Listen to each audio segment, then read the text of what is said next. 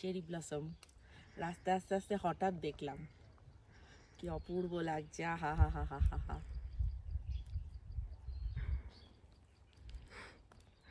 পুরো চেরি গাছে ভরে রয়েছে। এই যে দেখ, বসন্ত যে এসছে, শুধু তো পলাশ নয়, শুধু শিমুল নয়, শুধু পারিজাত নয়, আছে এই চেরি ব্লসমও।